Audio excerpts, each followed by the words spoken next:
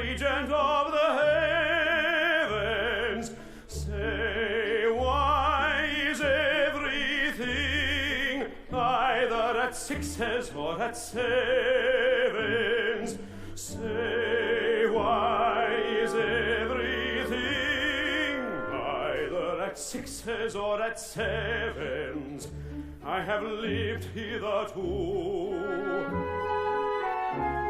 free from the threat of slander, beloved by all my crew, a really popular commander. But now my kindly crew rebel, my daughter to a tar is partial. Sir Joseph storms, and sad to tell, he threatens a court-martial. Fair moon, to thee I sing, bright regent of the heavens. Say, why is everything either at sixes or at sevens?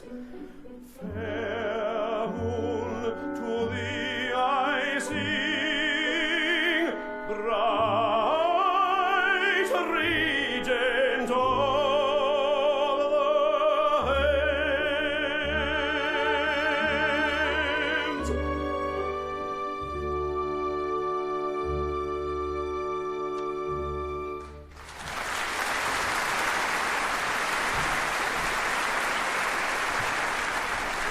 Sweetly he carols forth his melody to the unconscious moon.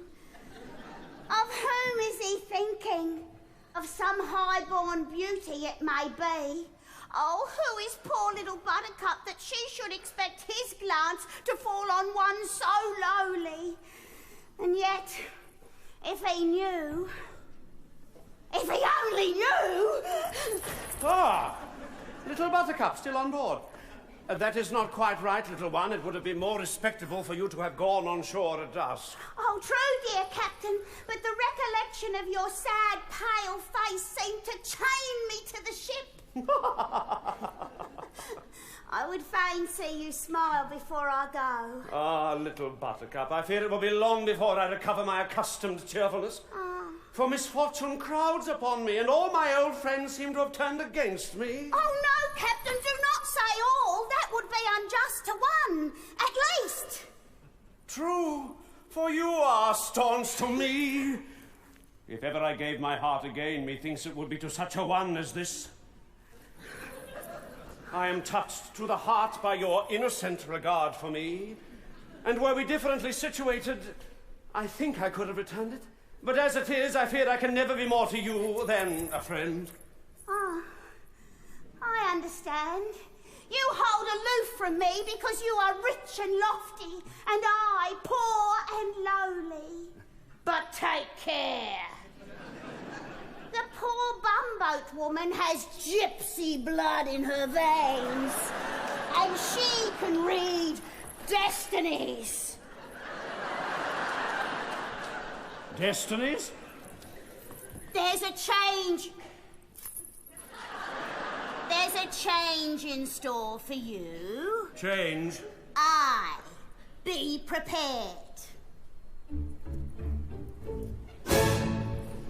Things are seldom what they seem. Skim milk masquerades as cream. High-lows pass as patent leathers. Jackdaws strut in peacock feathers. Very true, so they do. Black sheep dwell in every fold. All that glitters is not gold. Storks turn out to be but logs. Bulls are but inflated frogs. So they be frequently. Drops the wind and stops the mill. Turbot is ambitious brill. Gild the farthing if you will. Yet it is a farthing still. Yes, I know, that is so. Though to catch your drift I'm striving. It is shady, it is shady. I don't see at what you're driving. Mystic lady, mystic lady. Stern convictions all he's feeling, that the mystic lady he's dealing in oracular revealing. Yes, I know. That is so. Though I'm anything but clever, I could talk like that forever. Once a cat was killed by care, only brave deserve the fair. Very true, so they do. Wink is often good as nod, spoils the child who spares the rod. Thirsty lambs run foxy dangers, dogs are found in many mangers. Frequently, I agree. Born of cat the chestnut snatches, born of calm and show new patches. Only count the chick that hatches, men are grown up, cat she catches. Yes, I know, that is so. Though to catch my drift he's striving, I'll dissemble, I'll dissemble. When he sees at what I'm driving, let him tremble, let him tremble. Though a mystic tone you will borrow, I shall learn the truth with sorrow. Here today and gone tomorrow. Yes, I know. That is so. Though a mystic tone you borrow, I shall learn the truth with sorrow. Here today and gone tomorrow. Yes, I know. That is so.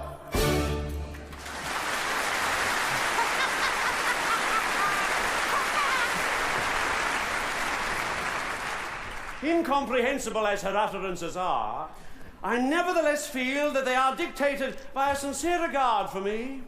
But to what new misery is she referring? Time alone can tell. Captain Corcoran, I am much disappointed with your daughter. In fact, I don't think she will do. She won't do, Sir Joseph? I'm afraid not. The fact is that although I have urged my suit with as much eloquence as is consistent with an official utterance, I have done so hitherto without success. How do you account for this? Really, Sir Joseph, I hardly know. Josephine is, of course, sensible of your condescension. She naturally would be. But perhaps your exalted rank dazzles her? You think it does? Well, I can hardly say. But she is a modest girl, and her social position is far below your own. It may be that she feels she is not worthy of you. That is really a very sensible suggestion, and displays more knowledge of human nature than I had given you credit for. Oh, see, she comes. If your lordship would kindly reason with her and assure her officially that it is a standing rule at the Admiralty that love levels all ranks. Her respect for an official utterance might induce her to look upon your offer in its proper light. It is not unlikely. I will adopt your suggestion. But soft, she's here. Let us withdraw and watch our opportunity.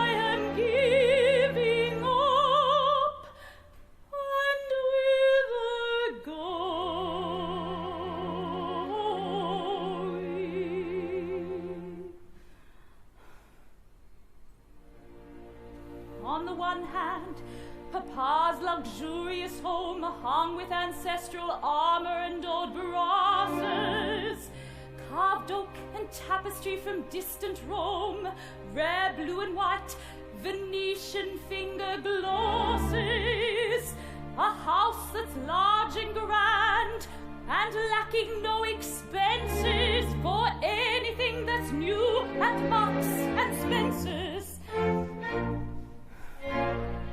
And on the other, a dark and dingy room, in some back street with stuffy children crying, where organs yell and clacking housewives fume, and clothes are hanging out or they are drying, with one cracked looking glass to see your face in, and dinner served up in a pudding basin.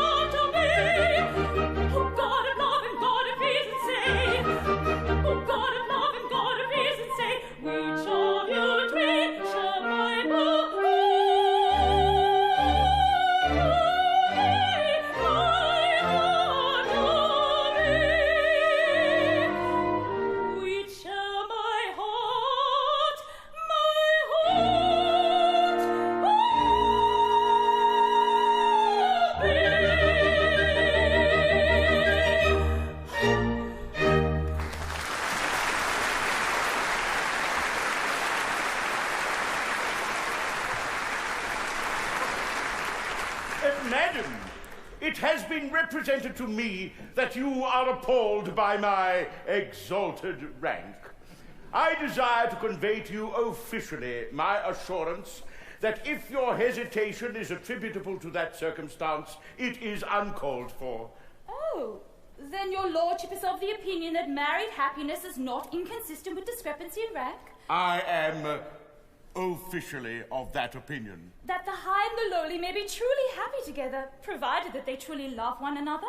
Madam, I desire to convey to you officially my opinion that love is a platform upon which all ranks meet. I thank you, Sir Joseph.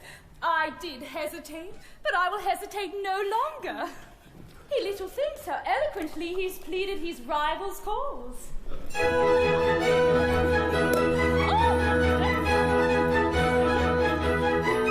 Never mind the wild wherefore love can level ranks, and therefore, though his lordship's station's mighty, though stupendous be his brain, though her tastes are mean and flighty, and her fortune poor and plain, ring the merry bells on board ship, rend the air with warbling wild, for the union of my lordship with a humble captain's child, for a humble captain's daughter, For a gallant captain's daughter, and a lord who rules the water. and a tower plows the water.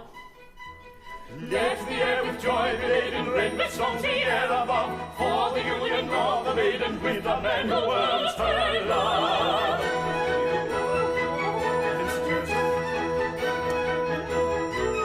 Never mind the why and wherefore, love can never rank, and therefore, though your nautical relation in my sense would scarcely pass, though you occupy a station in the lower middle class. Ring the merry bells on board ship, rend the air with warbling wild, for the union of my lordship with a humble captain's child. For a humble captain's daughter. For a gallant captain's daughter. And a lord who rules the water. And a tower of the water.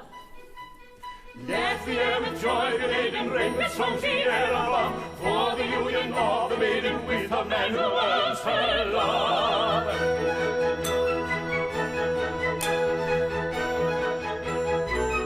Never mind the why and wherefore, love can never end, and therefore I admit the jurisdiction. Ably have you played your part, you have carried firm conviction to my hesitating heart.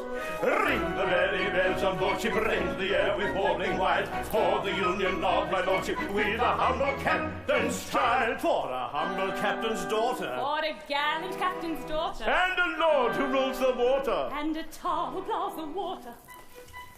Let the air with joy be laden. Ring the merry bells on board ship, For the union of the maiden. for her union with my lordship. Ring the songs the air above, for the man who earns her love. Ring the songs the air above, for the man who earns her love.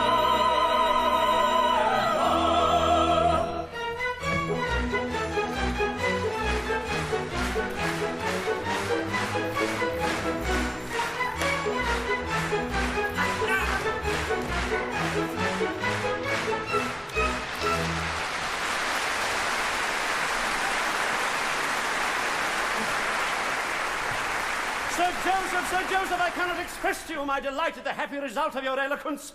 Your argument was unanswerable. Captain Corcoran, it is one of the happiest characteristics of this glorious country that official utterances are invariably regarded as unanswerable. At last, my fond hopes are to be crowned. My only daughter is to be the bride of a cabinet minister. The prospect is Elysian. Captain! Deadeye, you here? Don't. Oh, don't shrink from me, Captain. I'm unpleasant to look at, and my name's a gimme, but I ain't as bad as I seem. What would you with me? I'm come to give you warning. Indeed? Do you propose to leave the Navy, then? Oh, ha ha ha ha ha! No. You misunderstand me. Listen. Kind Captain, I've important information. Sing hey the kind commander that you are, about a certain intimate relation. Sing hey the merry maiden and the tar. The merry maiden, the merry maiden, sing hey the merry maiden and the tar. Good fellow, in conundrums you are speaking. Sing hey the mystic sailor that you are. The answer to them vainly I am seeking. Sing hey the merry maiden and the tar. The merry maiden, the merry maiden, sing hey the merry maiden and the tar. Kind Captain, your young lady is a sighing. Sing hey the simple captain that you are. This very night with racks for to be flying. Sing hey the merry maiden and the tar. The merry maiden, the merry maiden, the much so merry maiden and the tar. Good fellow, you have given timely warning. Sing hey the thoughtful sailor that you are. I'll talk to Master Extra in the morning. Sing hey the cat o' nine tails and the tar. The merry cat o' nine tails Tales, the merry Cantonine Tales, the merry Cantonine Tales, and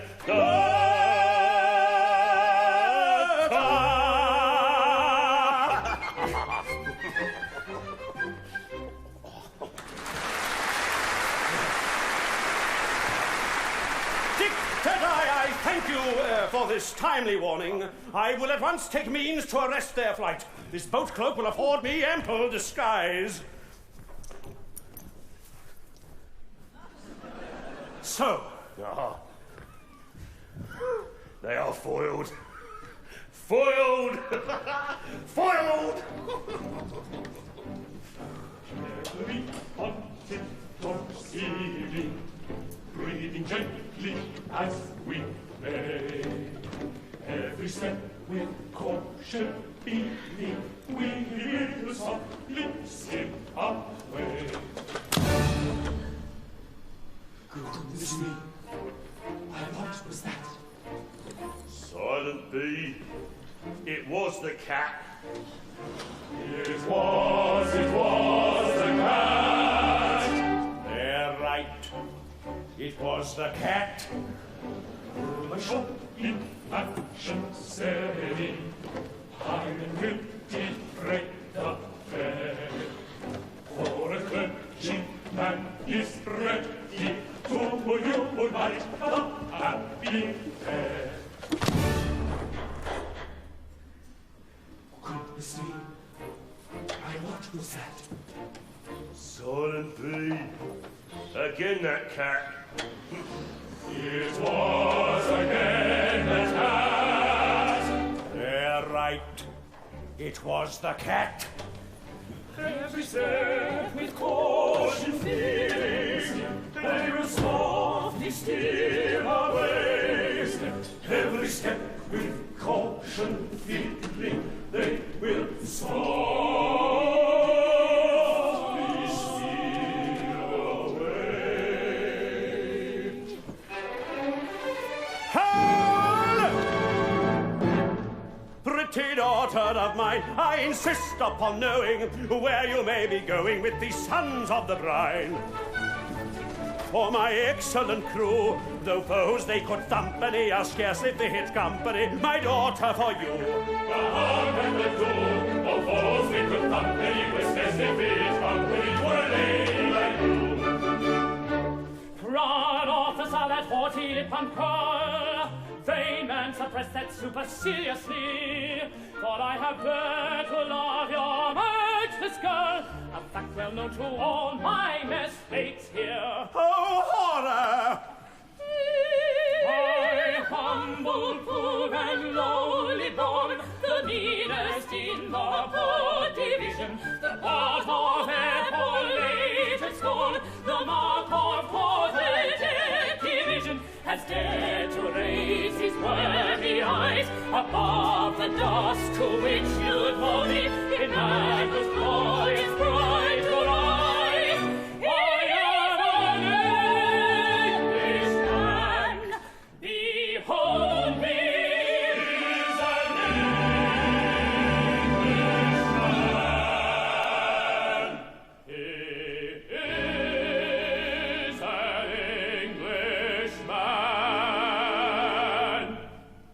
for he himself has said it, and it's greatly to his credit that he is an Englishman.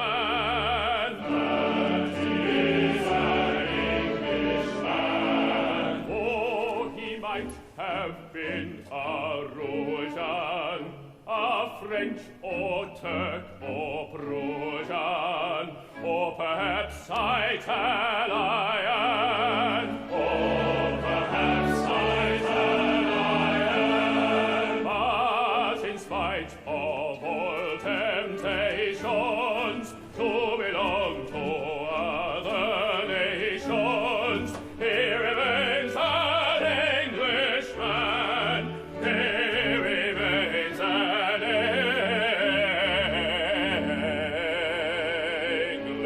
Englishman. For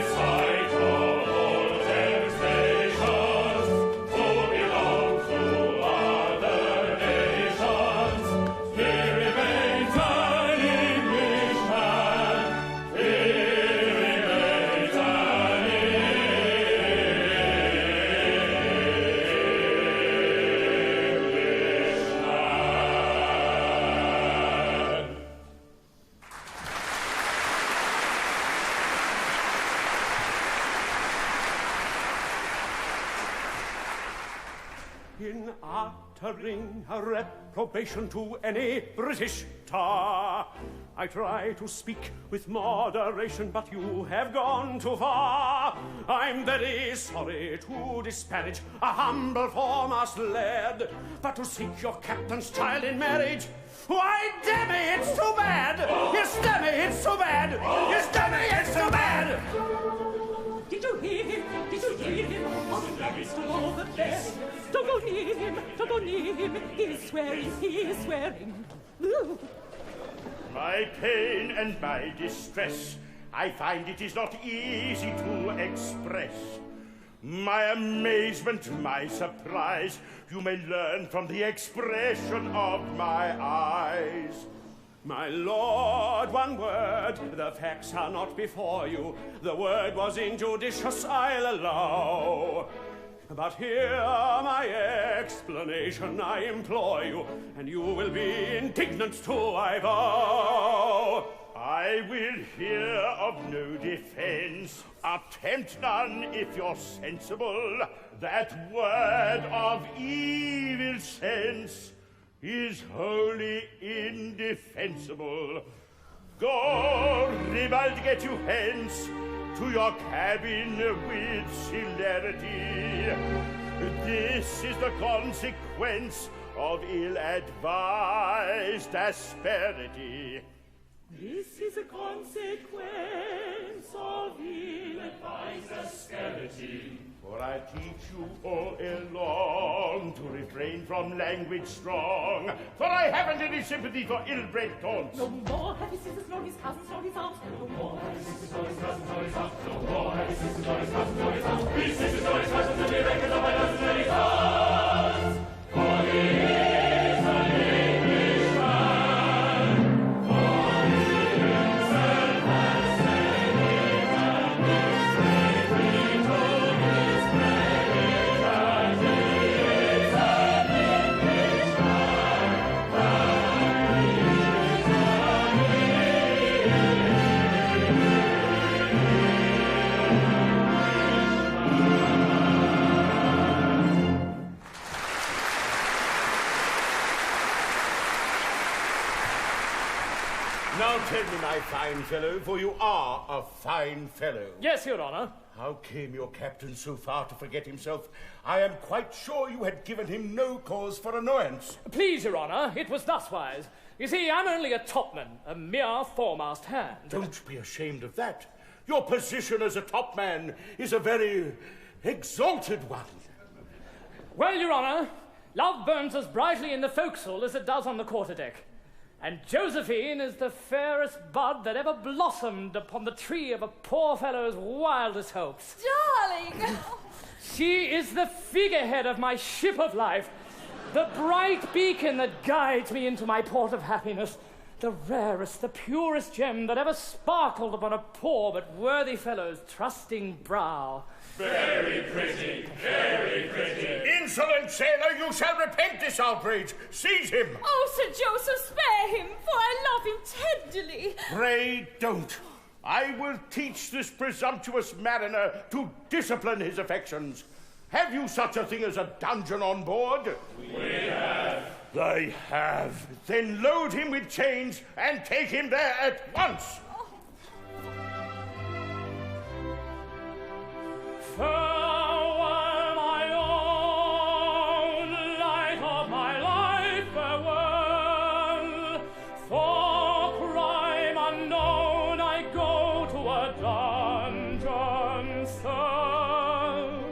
I will adore, never in death beware, and never rejoice in your dungeon cell. A bone, I'll pick with this sailor fell.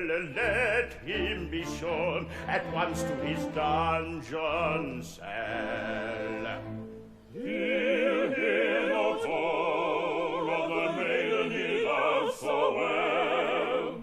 No telephone communicates with his cell. But But when is known the secret I have to tell, wide will be thrown the doors of his dungeon cell.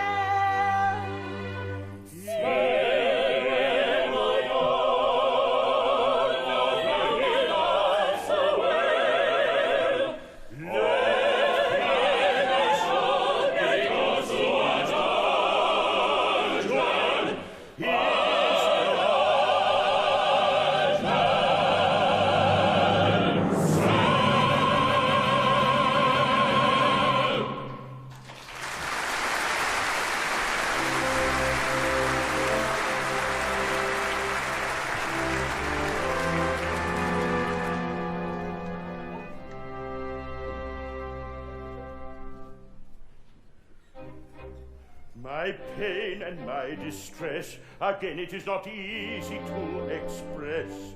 My amazement, my surprise, you may learn from the expression of my eyes. Hold! Ere upon your loss you lay much stress, a long concealed crime I would confess.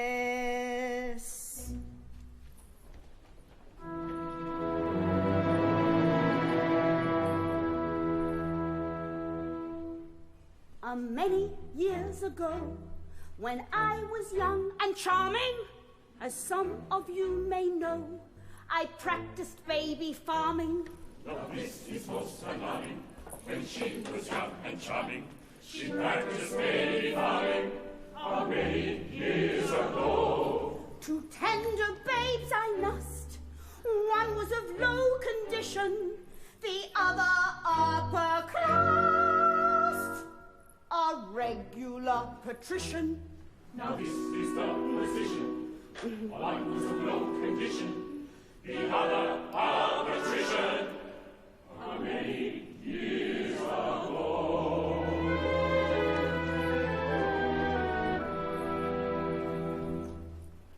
Oh, bitter is my cup. However could I do it? I mixed those children up, and not a creature knew it. However could you do it? Someday no doubt you'll do it. Oh no, no creature knew it. So many years ago. In time each little waif forsook his foster mother. The well-born babe was Rafe. Your captain was the other. They left their foster mother. The one was Rafe, our brother. Our captain was the other. How many years ago? I'm sorry. Then I am to understand that Captain Corcoran and Rafe were exchanged in childhood's happy hours? That Rafe is really the captain, and the captain is Rafe? That is the idea I intended to convey. Officially. And very well you have conveyed it, Miss Buttercup. Aye, aye, Your Honour. Dear me. Let them appear before me at once.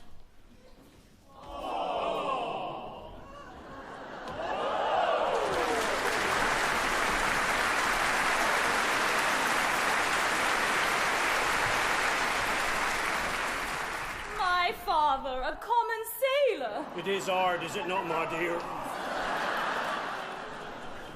This is a very singular occurrence. I congratulate you both. Desire that remarkably fine seaman to step forward. Corcoran, 3 paces to the front, march. If what? I don't understand. If you please. What? Perfectly right. If you please. If you please. You're an extremely fine fellow. Yes, Your Honour. So it seems that you were Rafe and Rafe was you. So it seems, Your Honour.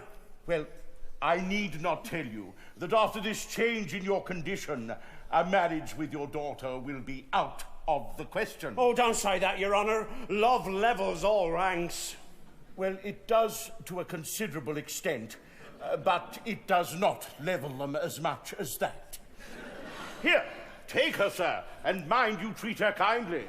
Oh, bliss! Oh, rapture! Oh, rapture! Oh, bliss!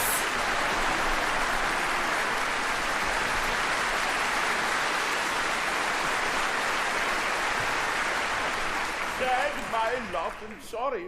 What shall I do? I cannot live alone. Fear nothing. While I live, I'll not desert you.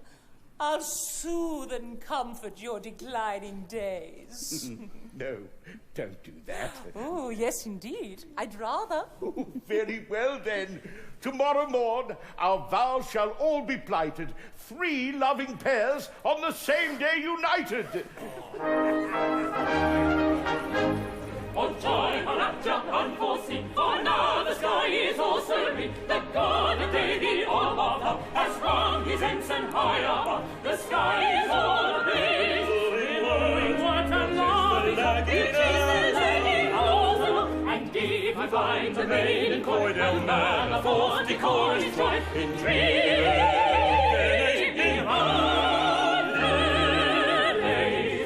He's a captain of the Pinafore, and my good captain too. And though before me fall I were captain of you all, I'm a member of the crew. And though before his fall he was captain of the sword, he's a member of the crew. I shall marry with a wife in the humble rank of life, and you, my own, are she. I must wander to and fro, but wherever I may go, I shall never be untrue to thee. What, never? Now never. What, never? Well, hardly ever. Be untrue to thee. Then if riches and punching off was fallen, if riches and punching off fall, and you're Pinafore.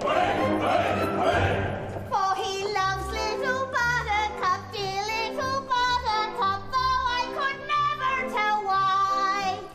But still he loves Buttercup, poor little Buttercup, sweet little Buttercup, For he loves little Buttercup, dear little Buttercup, oh, I could never tell why. But still he loves Buttercup, dear little Buttercup, sweet little Buttercup. I'm the monarch of the sea, and when I've married thee, I'll be true to the devotion that my love implants. Then goodbye to your sisters and your cousins and your aunts, especially your cousins whom you reckon up by dozens. Then Goodbye to your sisters and your cousins and your aunts, especially your cousins whom you reckon up by dozens and your aunts.